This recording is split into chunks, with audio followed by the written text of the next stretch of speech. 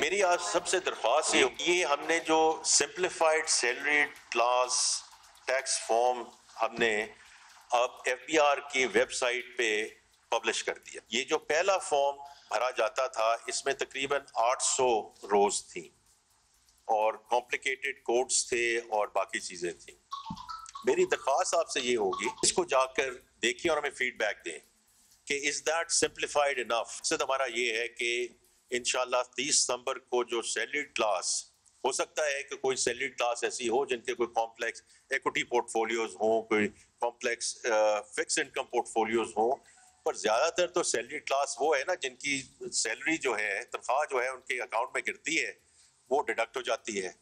तो उनकी सिंप्लीफिकेशन के लिए हमने ये फॉर्म किया है। आप इसको जरूर देखिए, इस पे हमें दीजिए और हम आगे फोकस ग्रुप्स भी करने जा रहे हैं ताकि, और ये सिर्फ हमने शुरू किया है सैलरी क्लास से, इसको हम लेके जाएंगे स्मॉल ट्रेडर्स पे और फिर लेके जाएंगे हम इनटू एसएमई, ताकि जिस चीज को भी हम फैसिलिटेट कर सकें इन सिंप्लीफाइंग द प्रोसेस वो हम कर दें।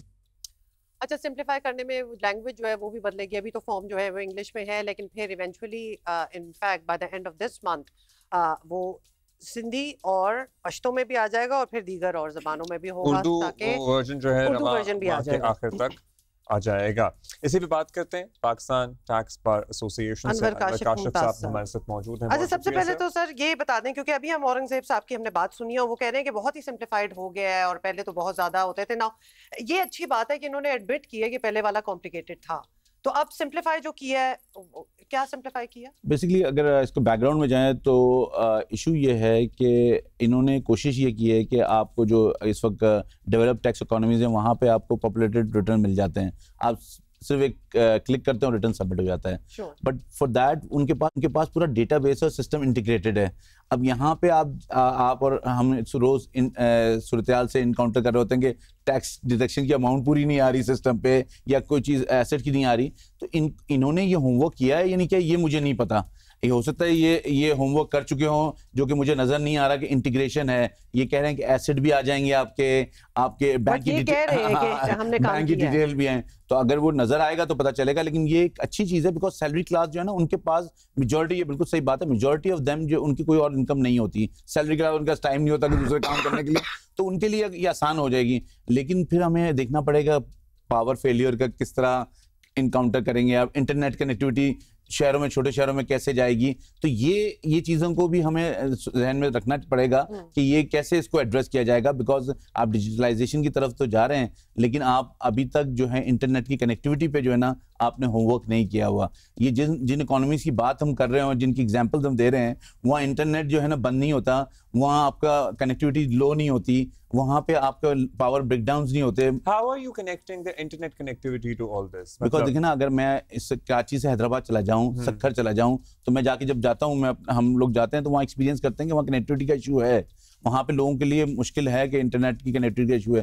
तो अगर ये इस चीज़ को बैक एंड पे काम कर रहे हैं तो अच्छी बात है, और डिजिटलाइजेशन मेरे ख्याल में तो ओनली वे फॉरवर्ड है पाकिस्तान की इकोनॉमी को डॉक्यूमेंट करने के लिए। And when we talk about digitalisation, तो क्या हम यहाँ पे क्या एक्सपेक्ट करें? अब ये आपने ये रिटर्न देख लिया, ये जो पेज इन्होंने ये मैंने सिर्फ मतलब ऐसे अभी खोला नहीं है इसको मैंने, लेकिन मैंने उसकी वो देखी है कि क्या उन्होंने इंटरफेस देखा आपने। सो अब इज इट मोर सिंप्लीफाइड? एक आम ग्रेजुएट लड़का, इंटर लड़का, लड़की जो काम कर रही है वो अपना रिटर्न फाइल कर सकती है? देखिए फ्रैंकली स्पीकिंग पिछला रिटर्न भी ऐसा नहीं था कि इतना कॉम्प्लिकेटेड था। अगर but it looked very daunting, but it did look daunting. when you start filing it, it's very simple। अगर आसान ऐप को आप लेके जाएं तो उसमें इतना वो कॉम्प्लिकेटेड नहीं था। लेकिन हमारे साथ सूरत-ए-हाल ये है कि हम रीजंस बड़े क्रिएट करते हैं। ये एक सिंपल प्रोसेस है, सिंपल प्रोसेस के जरिए, लेकिन जो इसमें प्रॉब्लम्स आएंगी वो ये आएंगी कि सिस्टम अगर इंटीग्रेशन नहीं हुई तो इस रिटर्न का कोई फायदा नहीं होगा।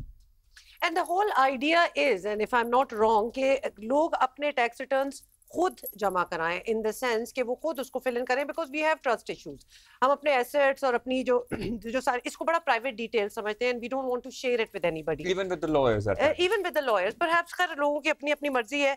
हेंस इस फॉर्म को आसान होना बहुत जरूरी है, क्योंकि अगर आप खुद कर रहे हो, किसी से मदद नहीं ले रहे, तो वो डेफिनेटली होना चाहिए। ये एक पर्सनल किसी के एसेट्स की डिटेल है, वो उसकी कॉल है कि वो उसको डिस्क्लोज करना चाहता है नहीं करना चाहता।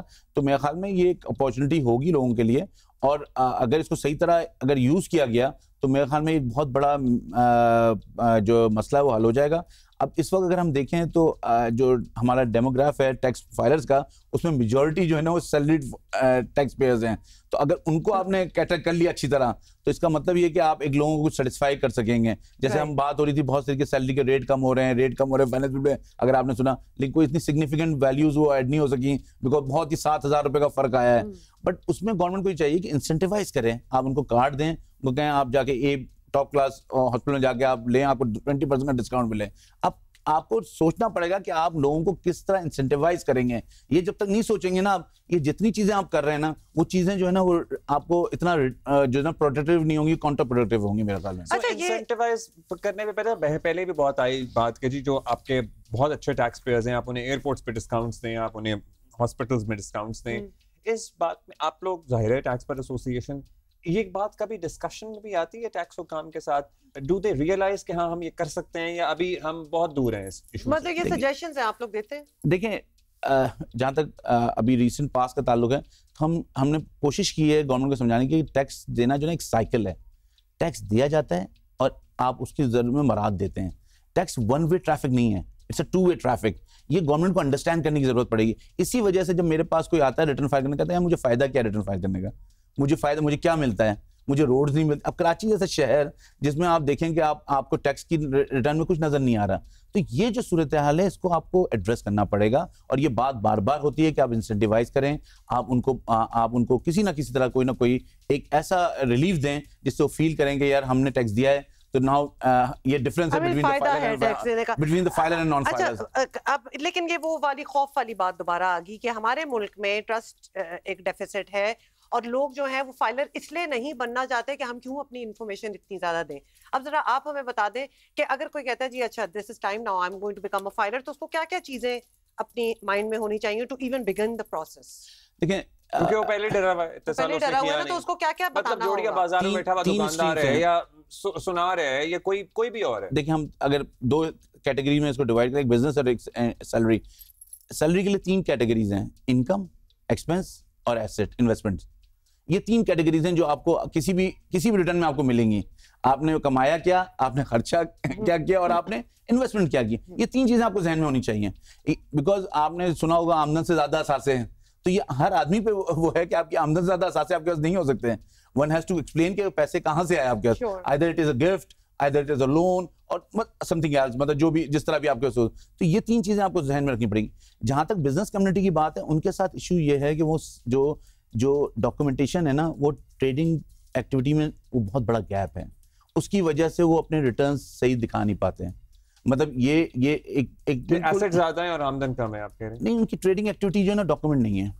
अब इसको कोई किसी को बुरा लगता है, बुरा लगे, लेकिन ये एक बिल्कुल एक अटल हकीकत है कि वो डॉक्यूमेंट नहीं है। वो डॉक्यूमेंट क्यों नहीं है? वो इसलिए नहीं है कि आपके यहाँ अंडर इनवॉइसिंग से काम शुरू होता है, फिर आपके यहाँ से फ्लाइंग इनवॉइसेस चलती हैं। तो ये बिजनेस कम्युनिटी का इसको डॉक्यूमेंट होने की बहुत जरूरत है, जिस पर लोगों को इतराज है कि हमारा इससे बिजनेसेस जो हैं वो कमजोर हो रहे हैं, ये उनके प्रॉफिट कमजोर हो रही हैं। अच्छा, इसमें आपने एक बात कही है जो गिफ्ट होता है, मतलब बहुत से होते हैं ना कि वो आपको गिफ्ट कर देते हैं, आपकी फैमिली वगैरह, इससे भी डर लगता है। ये भी बताने से लोगों को डर लगता है कि इसमें कोई डिस्प्यूट ना पड़ जाए कि गिफ्ट है, शायद वैसे आपकी तरफ नहीं आना था लेकिन तोहफे में आ गई, कोई एसेट है या पैसे हैं या व्हाटएवर, तो इसको भी डिक्लेयर करना होता है सब कुछ। देखिए, रिटर्न फाइल करना इतना तकलीफ नहीं होता, कंप्लायंस करना बहुत तकलीफ हो जाता है, बिकॉज वहाँ एटीट्यूड का बहुत इश्यू होता है। वो समझते हैं कि ये आदमी जो आया ना ये चोर है।